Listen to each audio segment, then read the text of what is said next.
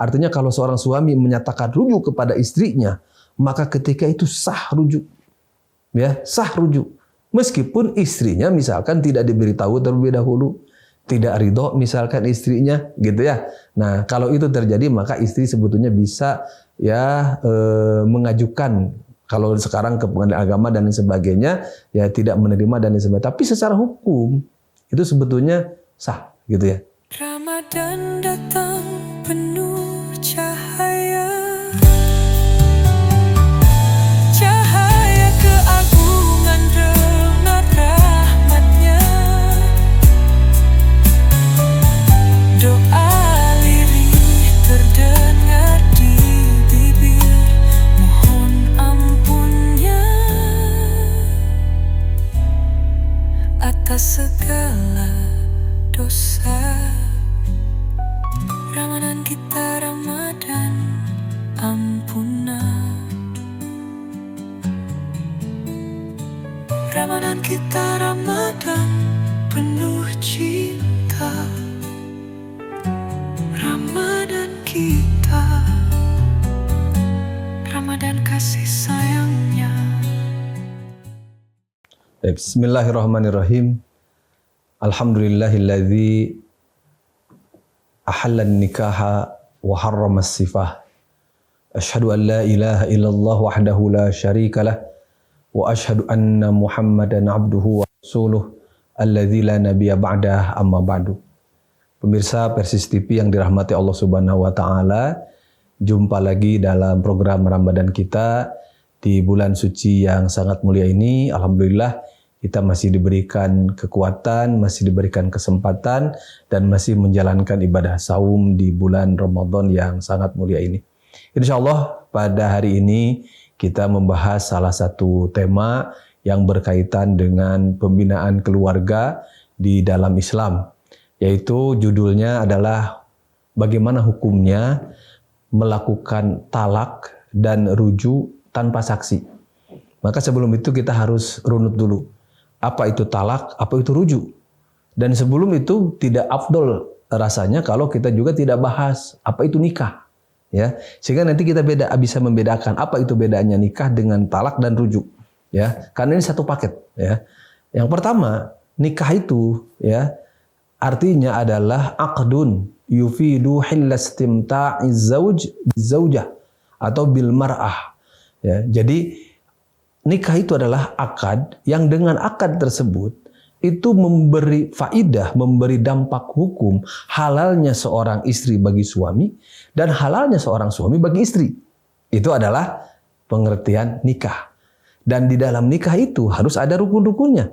Pertama harus ada pengantin laki-lakinya, zauj, ada zaujah, pengantin perempuannya. Yang ketiga ada wali yang menikahkan. Yang keempat ada ijab kabul. Ini sering sebutnya 4. Yang pertama al-aqidan, dua pihak yang melakukan akad, yaitu suami dan wali. Karena akad itu antara suami dengan wali, zauj dan wali. Kemudian yang kedua zaujah, perempuannya ada. Yang ketiga ini harus ada ijab kabulnya. Ada tiga-tiganya tapi tidak melakukan ijab kabul ya tidak ada. Dan yang keempat nih yang tidak kalah pentingnya, harus ada saksi di dalam nikah itu. Nabi bersabda, la nikaha illa biwaliyin wa syahidai adlin. Tidak boleh nikah, tidak ada nikah. Ya, bahasa lainnya tidak sah nikah kalau tidak ada siapa? Kalau tidak ada wali yang menikahkannya dan tidak ada 2 orang saksi minimal di dalam pernikahan tersebut. Berarti saksi dalam nikah itu adalah satu kemestian. Lalu apa yang disebut dengan talak atau yang disebut dengan tolak? Tolak itu ya, itu arti asalnya adalah jadi terputusnya satu ikatan. Ya, terputusnya satu ikatan. Maka sering didefinisikan tolak itu adalah hillu aqdiz zawaj. Jadi akad itu ikatan. Ketika ikatan ini terurai, itulah talak. Ya. Jadi ketika ikatan ini kemudian putus, tali yang mengikatnya itu putus, itu secara bahasa adalah talak. Maka talak itu adalah terputusnya ikatan pernikahan. Memang pernikahan itu akadnya, ikatannya tidak boleh dibatasi oleh waktu. Ya, sehingga tidak boleh kita menikah untuk waktu temporer sementara.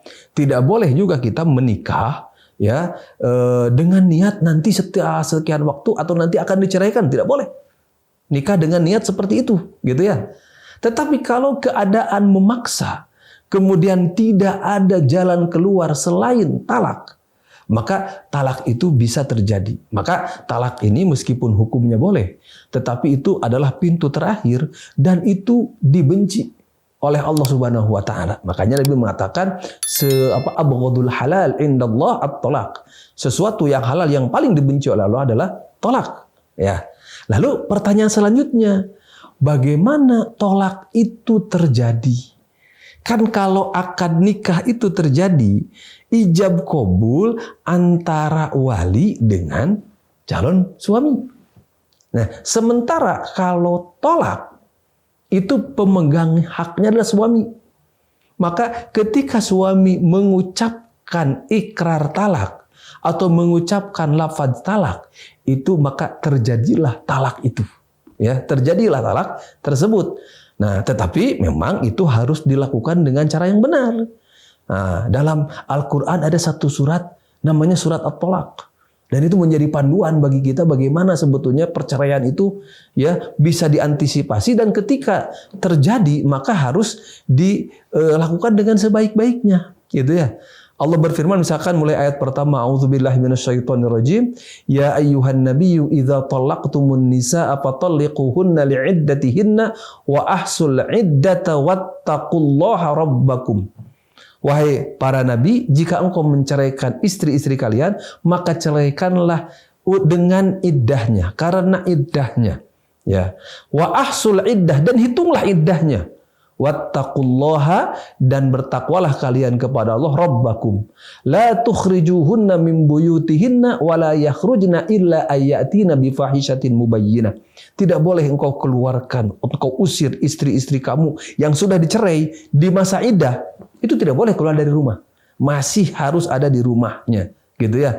Nah, kecuali mereka melakukan fahisyah mubayyinah, satu perbuatan keji yang sangat jelas, maka boleh diusir. Wa tilka hududullah, itulah batasan Allah. Wa may yata'adda hududallahi faqad dzalama nafsah la tadri la'allallahu yuhditsu ba'da dzalika amra, dan seterusnya al-ayat. Jadi tolak itu harus dilakukan ya dengan iddahnya itu dihitung, gitu ya. Nah, kemudian dalam Al-Baqarah misalkan Allah berfirman, A'udzubillahi minasyaitonirrajim 229, at-talaqu marratan. Tolak itu 2 kali. Fa imsakun bima'rufin aw tasrihun bi ihsan.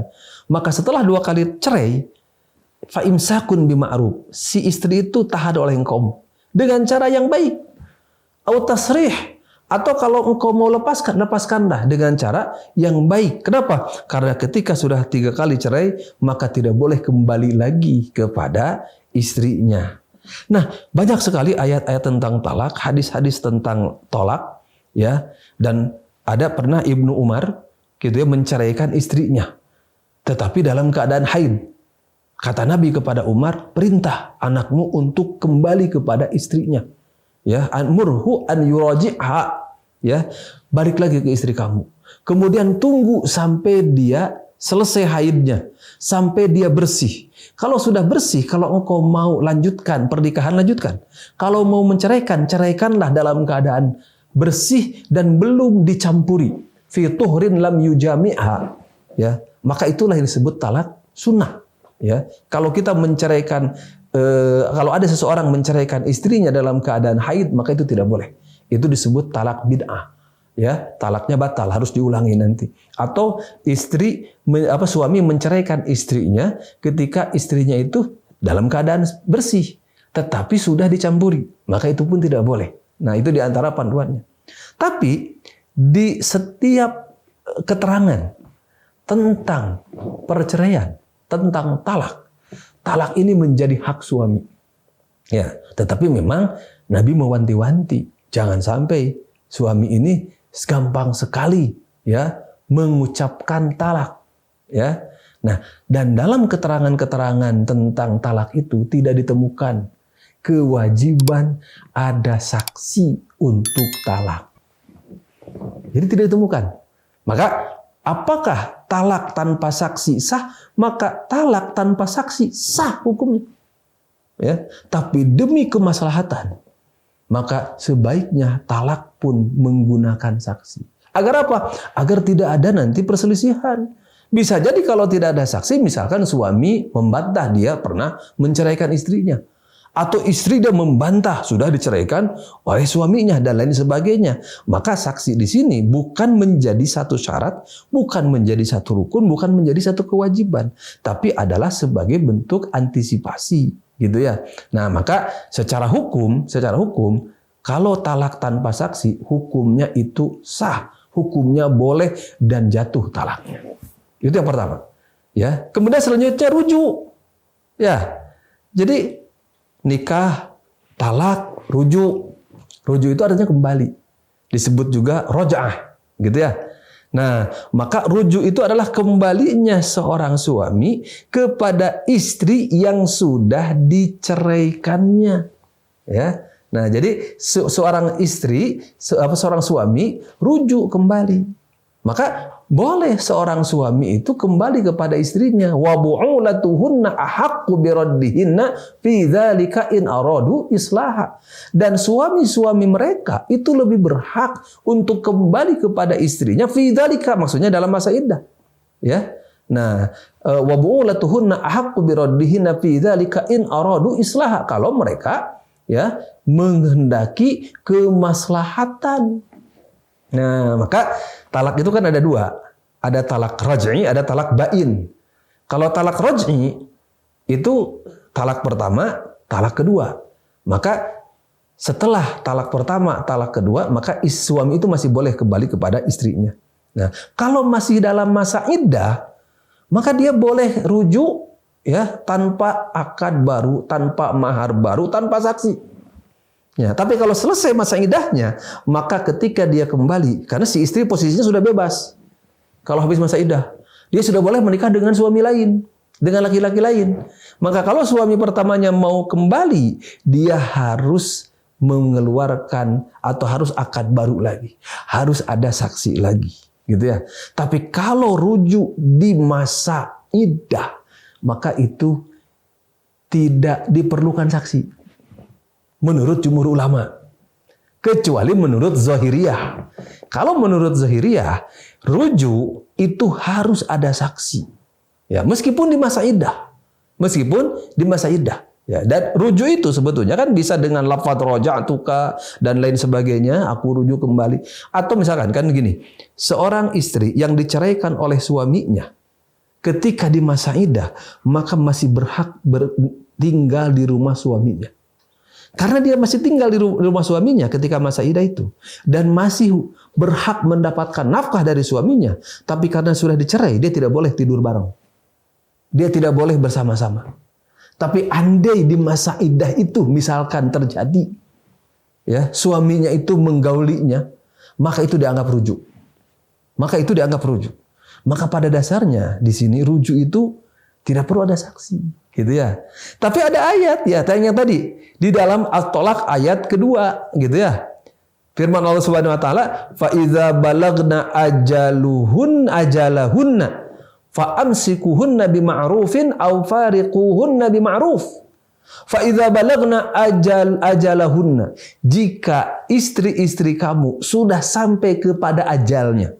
Apa yang dimaksud ajal di sini? Yang dimaksud ajal di sini bukan mati. Yang dimaksud dengan ajal ini waktu. Waktu apa? Habis masa iddah. Kan wanita yang dicerai itu iddahnya salasata quru. Wal mutallaqatu yatarabbasna bi anfusihinna salasata quru. Orang-orang atau perempuan-perempuan yang dicerai, masa iddah itu 3 quru. 3 quru itu apa? 3 kali haid. Ya. Nah, 3 kali haid. Ada juga yang menyebutkan 3 kali suci. Ya, nah 3 kali suci, 3 kali haid atau 3 kali suci, salah satu quru. Kalau sudah selesai masa iddahnya, gitu ya. Fa idza balagna ajalahunna fa amsikuhunna bima'ruf. Kalau sudah selesai masa iddahnya, maka tahanlah mereka dengan cara yang baik. Au fariquhunna bima'ruf, atau ceraikan mereka. Pisah dengan mereka dengan cara yang baik. Wa ashhidu zawai adlin minkum, dan hendaklah ada saksi 2 orang yang adil di antara kalian. Nah, menurut Zahiriyah ini menunjukkan bahwa di dalam merujuk itu ada saksi. Kan ini perintahnya. Wa ashhidu zawai adlin minkum. Tetapi menurut jumhur ulama, perintah wa ashhidu di sini tidak menunjukkan wajib. Artinya apa? Artinya rujuk itu meskipun tidak ada saksi sah. Ya, terutama rujuk di masa iddah. Nah, kecuali kalau rujuk sudah habis masa iddah, kemudian dilakukan akad baru dan ada mahar baru, maka di sana harus ada saksi, gitu ya. Nah, maka sementara kalau di masa iddah rujuk itu tidak perlu ada saksi. Adapun ya Zahiriyah mengatakan harus ada saksi, maka menurut jumhur ulama itu adalah menunjukkan kepada mubah. Sama seperti yang tadi saya katakan di dalam tolak. Tidak ada dalam tolak itu dalil yang mewajibkan adanya saksi ketika seorang suami menceraikan istrinya. Tetapi sehingga kalau ada suami menceraikan istrinya tidak ada saksi, gitu ya, itu sah secara hukum. Tetapi di zaman seperti sekarang ini yang mungkin bisa terjadi sengketa, konflik dan lain sebagainya, maka saksi, bukti itu menjadi satu hal yang sangat penting, sehingga mungkin ini masuknya kepada sadduz zari'ah, menutup jalan dari terjadinya perselisihan, ya, pertengkaran antara pihak-pihak yang tidak diinginkan. Ini mungkin ya yang terkait dengan masalah talak dan rujuk, apakah dia harus ada saksi atau tidak. Maka ternyata talak dan rujuk ini berbeda dengan nikah. Yang di dalam nikah ini harus ada saksi, tapi di dalam talak dan rujuk ini tidak harus ada saksi, tetapi untuk meminimalisir dan menghindari konflik yang tidak diinginkan, maka sebaiknya baik talak ataupun rujuk itu ada saksinya sehingga tidak terjadi fitnah. Demikian, mudah-mudahan bisa dipahami. Baik Ustadz, ada pertanyaan yang masuk kepada admin redaksi. Ya. Yang pertama, bolehkah rujuk tanpa persetujuan istri? Ya, baik. Sependek yang saya baca, tidak ada syarat. Ketika rujuk itu istri harus setuju, harus ridho, gitu ya. Jadi seperti tidak ada syarat, harus ada saksi, dan istrinya harus menerima, gitu ya. Tetapi bagaimanapun kita harus memperhatikan hak istri dan juga harus memperhatikan juga apa sampai terjadi perceraian tersebut. Makanya kan sebetulnya dalam Islam perceraian itu pintu terakhir. Sebelum terjadi perceraian itu kan ada mediasi dan lain sebagainya, gitu ya.